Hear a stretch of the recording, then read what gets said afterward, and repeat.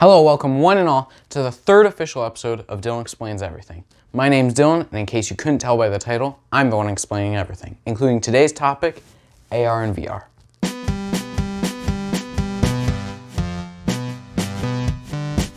I'm going to be running through a lot of facts, so if you're curious as to where I get my information, check the description below for a list. For those of you who don't know what AR and VR are, allow me to explain before I move on to more in-depth parts of their history. AR is augmented reality, so something like Pokemon Go, while VR is virtual reality, something like the Oculus Rift. AR and VR aren't the only kinds of these things though. There's also MR and XR.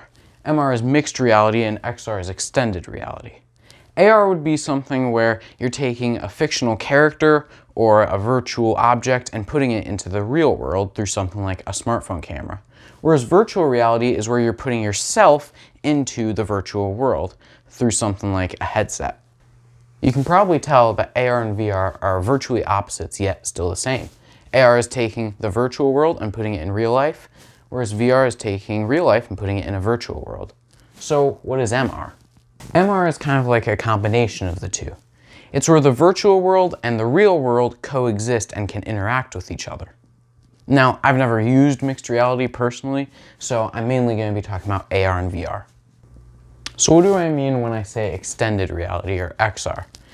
XR is really just a broad term for AR, VR, and MR. It's kind of the umbrella that all of them fall under. So what are AR and VR good for? Well, AR and VR are both good for medical training. AR allows you to get information from an outside source, so you have feedback on what you're doing, allowing you to train better, and VR allows you to operate on virtual bodies or simulations, allowing you to train. AR and VR are also good for retail. AR allows you to put furniture and objects in your home that you don't actually have there, so you can see if you want to purchase them, while VR can allow you to have tours of homes and cars, even if they're not near you. The last thing I'm going to talk about that AR and VR can help you with is education. Now, I mentioned medical training before, but just education in general. AR allows you to see objects and learn hands-on without actually putting your hands on, and VR allows you to take tours of places that are out of your country. This is all great, but what do people actually use AR and VR for? Games, obviously. Companies like Valve, Oculus, and Sony have used VR headsets in order to make a profit. I myself have an Oculus Quest, and I will say it's an experience that everyone should try. There's just something about being in the virtual world rather than seeing it through a computer screen that companies know people like. Games like Beat Saber, Keep Talking Nobody Explodes, and many more have understood this and therefore given people the opportunity to do something that they can't do in real life, like use lightsabers or defuse bombs. AR is just as popular for games. You think about games like Pokemon Go or Wizards Unite, where you have a fictional character or a creature that's in real life that you have to save or capture. That's AR. So where did this all start? Well, for VR, it started in 1935 with a book called Pygmalion Spectacles, which was about a professor who made goggles that allowed him to see, hear, feel, smell, and taste a movie that he was watching. And then in 1957, the Sensorama, or the first virtual reality machine, was made, even though it wasn't acknowledged as that until much later. The Sensorama was a very expensive machine for the creator, Morton Heilig, because it failed spectacularly. It allowed you to watch 3D films, but no one cared because 3D films didn't come out till later in the 50s. So he was a genius who made the first VR device, but he never got credit for it. Then in 1982, Tron came out. This allowed the public to hear about VR, and then shortly after that, the Super Cockpit came out. Now, this was the first time VR was actually helpful. It allowed Air Force pilots to get better information while they were training or working. Eventually, in the 90s, VR arcades became popular, and in 1991, Sega tried to release a VR headset. The VR arcades were great because someone could go in, pay some money, and be able to sit in a chair or put on a VR headset in order to experience a simulation. The Sega VR headset was not so great because it never came out. After this, a lot started happening. In 1997, Georgia Tech and Emory University made a virtual Vietnam to help soldiers out with PTSD. Shortly after that, in 1999, Hollywood allowed the public to hear about VR again with The Matrix. And in the 2000s, VR rooms started coming out, allowing arcades and companies to have actual rooms set up for VR. The next huge advancement was made in 2010 with a guy named Palmer Luckey. He made a VR headset that would later be called the Oculus Rift, one of the biggest headsets in the world.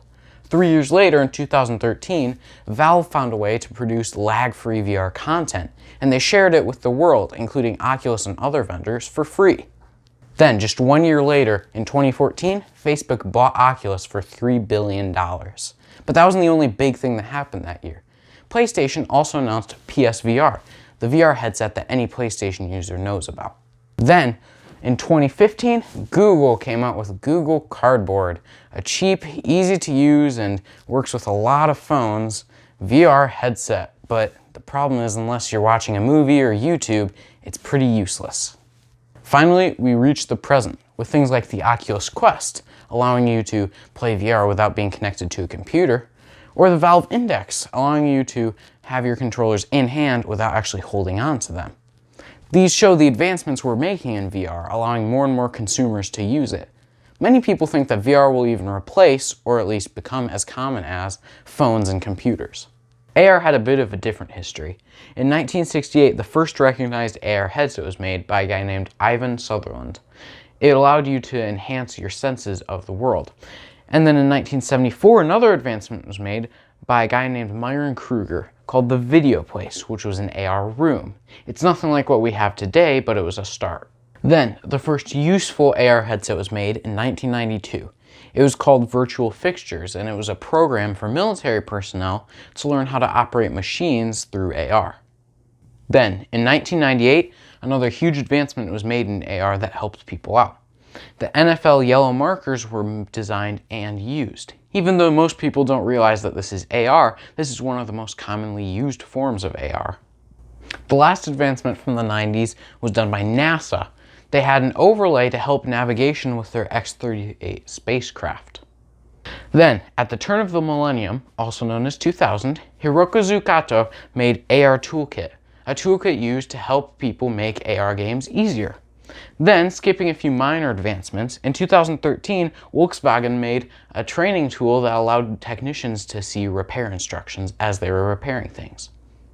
Then, in 2014, Google made Google Glass. Now, these may look stupid, but they were the first major AR headset that was sold to consumers.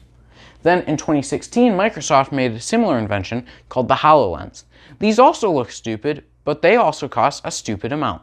Then, late 2016 and early 2017, AR started being produced on phones, with Pokemon Go coming out, which was a huge trend at the time and allowed the public to really see AR in action.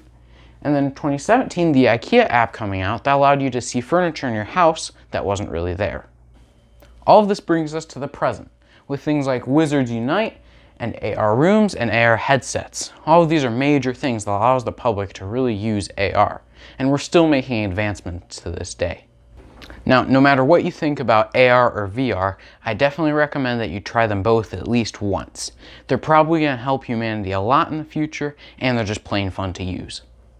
With all that being said, if you enjoyed the video you saw today, why not click subscribe to see more, and click the like button to let me know you did like it. If you have any suggestions for a Dylan Explains Everything, leave them in the comments below. And until we meet again, my name's Dylan, and I explain everything.